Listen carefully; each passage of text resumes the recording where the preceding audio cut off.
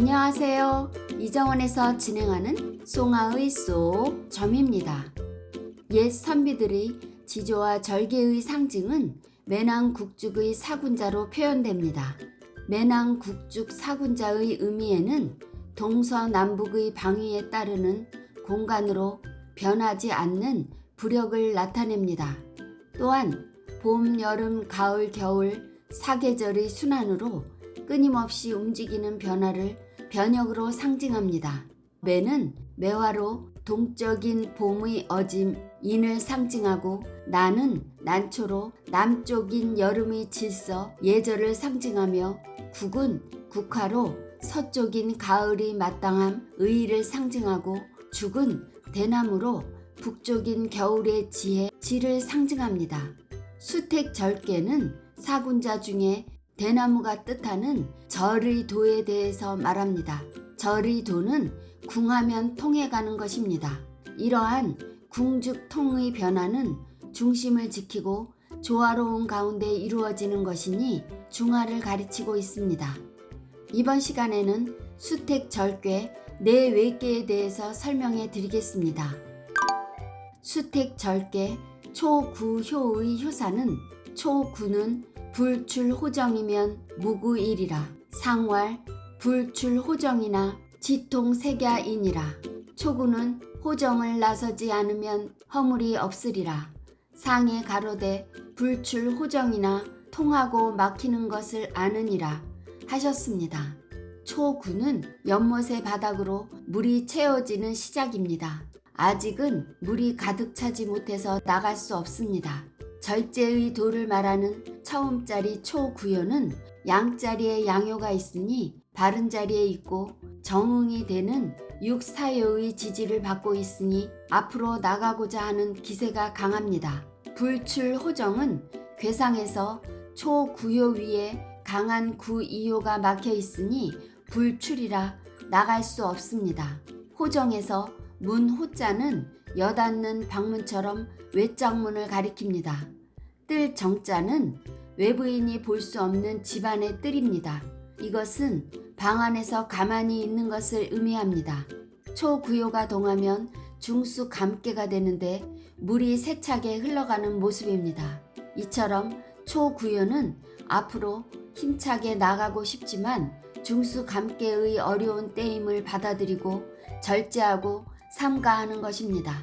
그러므로 허물이 없는 것입니다. 이것을 공자께서 초구효는 통하고 막히는 것을 알 수 있으므로 절제하고 가만히 있다고 설명하셨습니다. 구이효의 효사는 구이는 불출문정이라 흉하니라. 상왈 불출문정은 실시의 극야일세라. 구이는 문정을 나서지 아니함이라 흉하니라. 상에 가로되 불출문정 흉은 때를 이름이 극함이라 하셨습니다.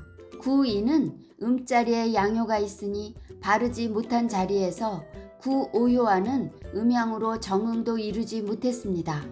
불출문정에서 문자는 외호계인 간계에서 비롯됩니다. 구이효는 연못에 물이 가득 차 있습니다.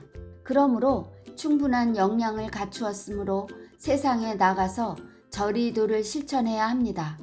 그런데 내옥계 진계로 우렁차게 나갈 수 있지만 구이효가 동하면 곤계가 되므로 평평한 땅이 됩니다. 그래서 흘러가지 않고 멈추고 있는 상인이 흉한 것입니다. 이것을 공자께서 구이효가 흉한 것은 나아가야 할 때를 잃어버린 것이라 설명하셨습니다. 육삼효의 효사는 육삼은 부전략이면 즉 차약하리니 무구이니라. 상왈 부절지차를 우수구야이리요. 육삼은 절제하지 않을 것 같으면 곧 슬퍼하리니 허물할 데가 없느니라. 상에 가로되 부절지차를 또 누구를 허물하리요 하셨습니다. 육사묘는 음효가 양자리에 있으니 바르지 못한 자리에서 뜻이 강합니다. 또한 상구효와 음양으로 정응하지 못하니 지원받을 수 없습니다.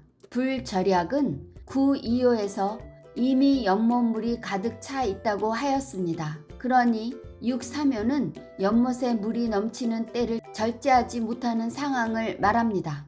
즉 착약은 육사묘는 감개의 험한 물이 택개의 벌린 입으로 계속 흘러들어가는 상입니다. 위에서 내려오는 물과 가득 차서 넘치는 물이 절제할 수 없으니 태는 구야라 탄식하는 것입니다. 수택절개에서 육사묘는 물이 넘칠 때 흘러나가고 물이 부족하면 채워져야 하는 자리입니다. 그런데 육사묘는 절이도를 행할 수 없으니 물소리가 출렁거리듯 탄식하는 것을 말합니다. 그러나 택개가 동하면 건개가 되므로 깊은 자기 성찰을 통해서 자신의 잘못을 되돌아보고 뉘우친다면 허물은 없는 것입니다. 이것을 공자께서 스스로 절제하지 못해서 허물이 생긴 것으로 남의 탓은 할 수 없다고 설명하셨습니다. 수택절개 육사효의 효사는 육사는 안절이니 형하니라. 상활 안절지형은 승상도야이라. 육사는 편안한 절이니 형통하니라. 상에 가로되 안절지형은 위의 도를 이음이라 하셨습니다. 육사효는 부드러운 재질의 음효가 음자리에 있으니 발음을 얻었습니다. 육사효는 바른 자리에서 절을 행하는 것이니 연못 속에 물이 부족하면 부어주고 넘치면 그쳐서 절제할 수 있습니다. 안절은 육사효는 부드러운 처신을 가진 신하로서 절제의 도를 펼칠 수 있습니다. 위로는 강중한 구호 인군의 명을 받들어 책임을 다하는 충신입니다. 아래로는 백성들에게 구호 인군의 은택을 이어서 베푸니 마치 위의 물을 아래 연못에 잘 들어가게 할 수 있는 능력을 육사효는 갖추고 있습니다. 육사효는 인군의 명을 계승하여 백성들에게 시행하므로 아래가 편해지면 위로 물은 넘치지 않듯이 세상을 편안하게 이끌어 갑니다. 그러므로 형통하다고 하였습니다.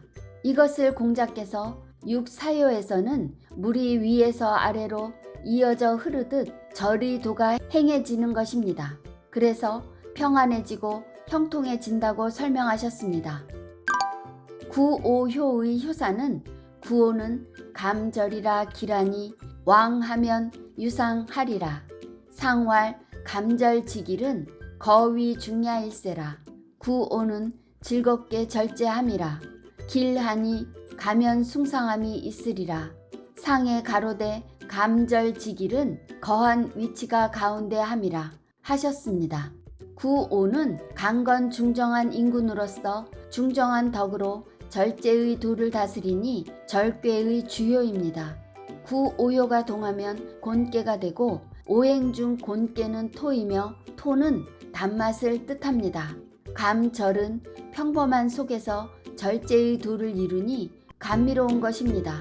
그러므로 길한 것입니다. 왕하면은 물이 흘러가는 것을 말합니다.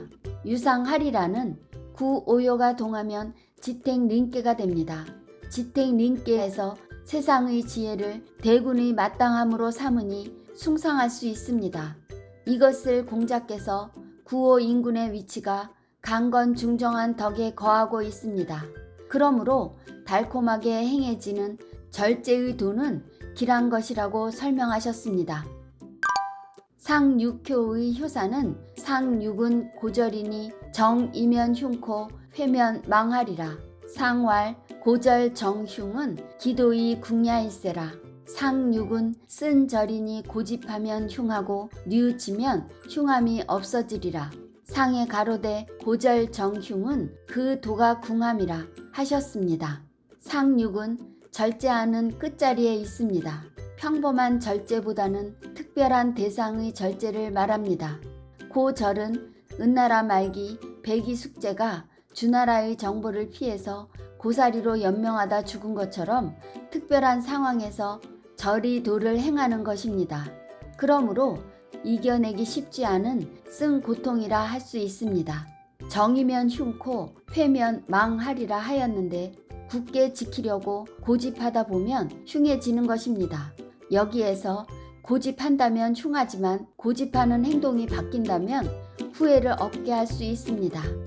이것이 주역점으로 충분히 자신의 처지를 변화시킬 수 있음을 말하고 있습니다. 이것을 공자께서 고절을 고집해서 흉한 것은 상육효가 아래로 흐르지 못하는 것처럼 절제의 도가 궁극에 이르러 고갈되었음을 설명하고 있습니다. 여러분, 송하의 속점은 여기까지입니다.